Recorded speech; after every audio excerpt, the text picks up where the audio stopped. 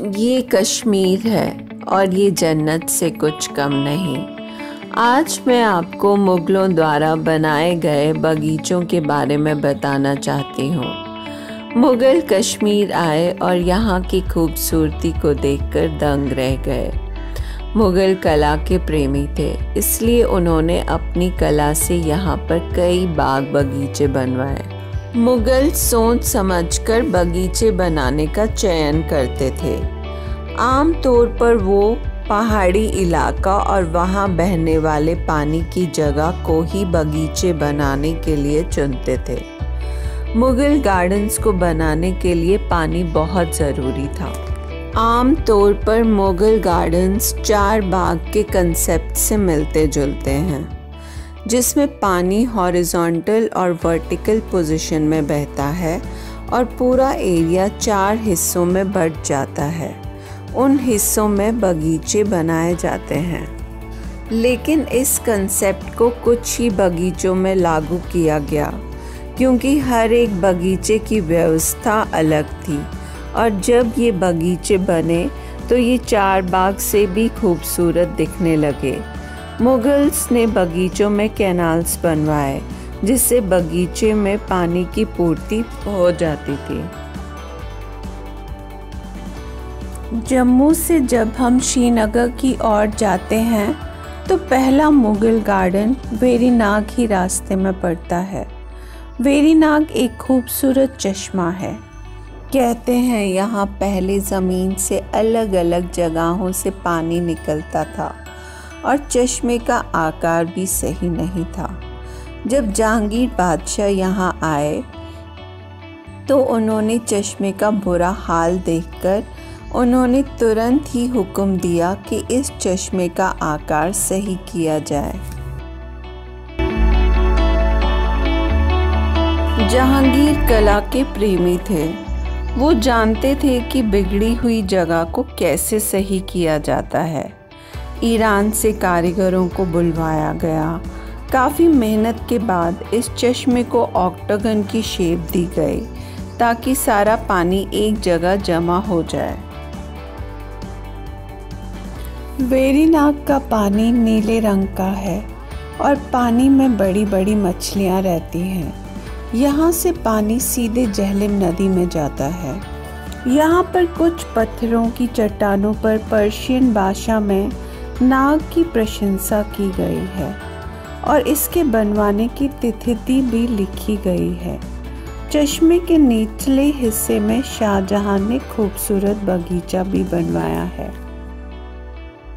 कहते हैं जहांगीर चाहते थे कि उन्हें वेरीनाग में ही दफनाया जाए, लेकिन कुछ कारणवश उन्हें यहाँ दफनाया नहीं गया। नीलमत पुराण के अनुसार कश्मीर घाटी पहले पानी से भरी हुई थी, जिसे सती सरस भी कहा जाता था। बाद में यहाँ का सारा पानी नीचे की ओर जाने लगा और कश्मीर रहने की जगह बन गई। 1619 में एक शानदार रॉयल गार्डन बनवाया गया। इसे नाम दिया गया फराह बख्श, यानी सुकून देने वाली जगह। बाद में यही बाग शालीमार बाग के नाम से प्रसिद्ध हुआ। कहते हैं मुग़ल बादशाह अकबर के बेटे जहांगीर को फूलों से अधिक प्रेम था। रंग बिरंगे फूल, पानी का झरना, फव्वारे, ये सब उन्हें सुकून देते थे। वो अपना खाली समय अपनी बेगम के साथ बाग बगीचों में रहना पसंद करते थे। जहांगीर अपनी बेगम नूरजहां से बेहद प्रेम करते थे और इसीलिए उन्होंने अपनी बेगम के लिए शालीमार बाग बनवाया। ऐसा रॉयल गार्डन जो काफ़ी लंबा चौड़ा था। ऐसा बगीचा ना आज तक बना है और ना ही आगे बनेगा। इस बाग में हर एक चीज़ है जिससे आपका मन खुशी से भर जाएगा। पानी का झरना जो बाग के बीचों बीच है, फव्वारे जो पानी के प्रवाह से खुद ब खुद चलते हैं और चारों तरफ रंग बिरंगे फूल, और इस बाग का लुत्फ़ लेने के लिए खेमे बने हुए हैं।